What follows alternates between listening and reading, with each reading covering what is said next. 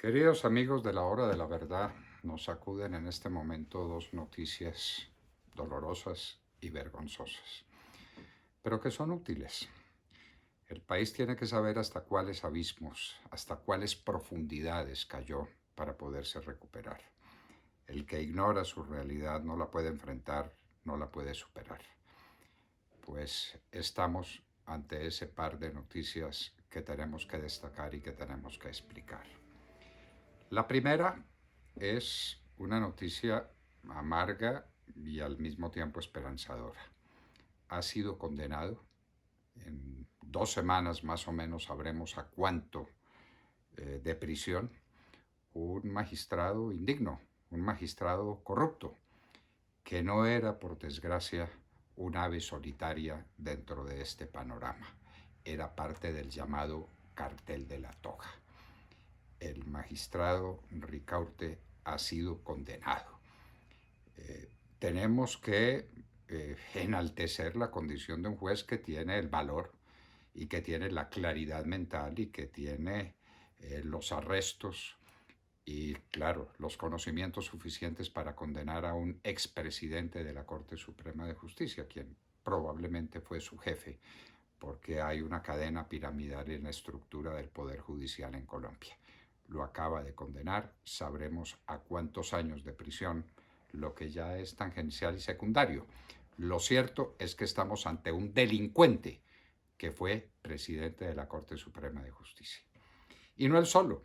Esto viene ya desde hace un tiempo largo. Ustedes se acuerdan cuando un magistrado de la Corte Suprema de Justicia se iba de farra al establecimiento del Mono Mancuso y bebía trago toda la noche por cuenta del Mono Mancuso, y al salir le dejaba una nota de agradecimiento por todas sus atenciones.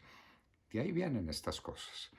Las famosas corralejas donde veíamos a los magistrados de la Corte Suprema de Justicia bebiendo trago y solazándose con bandidos de esta laya. El famoso viaje a Neiva, donde los magistrados de la Corte Suprema de Justicia cogen avión por cuenta del Estado para irse de farra, para irse de juerga. Esos magistrados, ¿de dónde vienen? ¿Cuándo aparecen?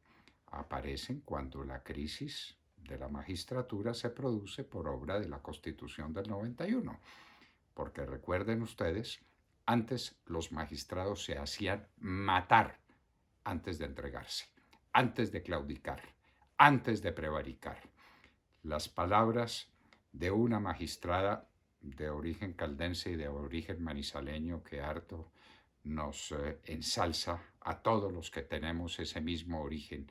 Las palabras de esa magistrada son para esculpirlas en letras de bronce en todos los juzgados del país, en todos los tribunales, en las cortes, para que se aprenda que una magistrada entrega su vida, pero no se doblega. De ahí veníamos. Y mire a dónde hemos llegado.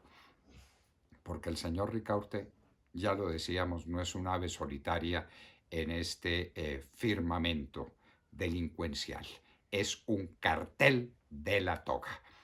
Hay otro magistrado que está fugitivo, fugitivo de la justicia, como un vulgar delincuente que se tiene que esconder porque no tiene el coraje y desde luego no tiene la razón para enfrentar la justicia que él presidió. Leonidas Bustos está en Canadá como un delincuente fugitivo. Pero también es el magistrado malo. Pero también está Tarquino Pacheco. ¿Cuántos más? ¿Cuántos supieron lo que estaba pasando y se callaron y guardaron silencio? ¿O porque eran cómplices o porque son unos cobardes que le temen a los delincuentes? La crisis de la Corte Suprema de Justicia, que es la crisis de la justicia colombiana, porque de ahí vienen los magistrados de los tribunales y de los magistrados de los tribunales vienen los jueces. Es una crisis profunda, enorme, que ha tocado fondo. Y esperemos que del fondo salgamos con una justicia que valga su nombre, es decir, que lo sea de veras, con unos jueces como este juez que ha tenido el valor de condenar a quien fuera presidente de la Corte Suprema de Justicia. Pero esta no es la única noticia que nos conmueve. Ayer fueron rescatados 9 soldados y el comandante del grupo, no sabemos si era un suboficial o si era un oficial del ejército, que fusil en mano se entregaron ante unos delincuentes, porque son unos delincuentes, que los secuestraron y se dejaron secuestrar con el fusil en la mano. Esto no es así. Firmes Cachirí, gritaba un héroe nuestro. A la carga, salve usted la patria, coronel Rondón. Esos eran los soldados de Colombia. Han sido los soldados de Colombia nuestro consuelo, nuestra gloria, nuestro ejemplo de valor y de virtudes. Ahora los soldados entregan los fusiles. Esto es inaudito, esto es inaudito. No es la conducta de los indígenas que les quitaron los fusiles, sino la conducta de los soldados que los entregaron. Una conducta cobarde. El comandante de la brigada está diciendo que va a poner denuncia penal contra los delincuentes secuestradores. Está bien, hágalo. ¿Y qué va a hacer con los delincuentes que entregaron sus fusiles impunemente? ¿O es que tenían su orden de entregar los fusiles antes de combatir? Este es un tema que tenemos que analizar, porque el ejército no se saca de adorno. El ejército no es para que marche en las fiestas de la patria, no es para que le haga saludos a sus superiores. El ejército es una fuerza de combate que da la vida por la patria. Estos soldados tienen que ser condenados por cobardía, por entregar los fusiles antes de utilizarlos en lo que debieran utilizarlos. ¿Qué es doloroso matar colombianos? Dolorosísimo, tristísimo. Más doloroso es ver la suerte de la patria en manos de estos hombres. Si tuviéramos una invasión extranjera, ¿también les estaríamos entregando los fusiles a los invasores? ¿Esta es la conducta de un soldado que merezca su nombre? Esto no puede ser. Esto tiene que ser investigado, pero a fondo. No solamente el acto de unos indígenas que son personas interesadas en el narcotráfico. No les quepa ninguna duda. El nombre del juego es la cocaína. Pero ¿cuántas veces han sacado a patadas a nuestros hombres de tropa de ciertas regiones? Y se dejan sacar, que es lo grave.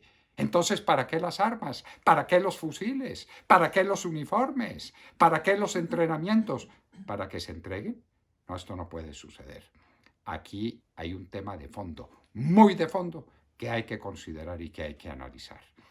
No es de muy lejos, sino recientemente que teníamos aquí comandantes de la fuerza de un general Mora Rangel, de un coronel Mejía Gutiérrez, de cuántos héroes de la patria que ahí estaban, firmes, carajo, firmes, Cachirí, gritaba el gran héroe de la independencia, no, firmes, carajo, fue lo que dijo. Primero la muerte que el deshonor. Y ahora los soldados entregan los fusiles. Y entonces tenemos que mandar al defensor del pueblo a que lo rescate. No, no. Con esta vergüenza no somos capaces de soportarla, además, porque es el indicador de una cosa tremenda. Y es que los narcotraficantes, los supuestos guerrilleros, que no son otra cosa que narcotraficantes, nos están ganando la partida y se están apoderando de la patria. Y quienes debieran defendernos prefieren entregar los fusiles antes de usarlos como los tienen que usar, porque no se los dieron de adorno, se los dieron para defenderse y para defender la patria. Señores, la condena a un presidente de la Corte Suprema de Justicia parte de un cartel de bandidos incrustados allá, y la entrega de los soldados a unos bandidos cocaleros, porque esos son esos indígenas, unos bandidos cocaleros, sin combatir, sin defenderse, son hechos que tenemos que analizar para comprender nuestra dura situación y para recuperarla. Tenemos que recuperar el honor de la justicia colombiana, lo que es indispensable para la supervivencia de una sociedad organizada, y el honor del ejército, del glorioso ejército de Colombia y de sus fuerzas militares, porque en ella sigue descansando nuestra esperanza y ella es el motivo de nuestra gloria.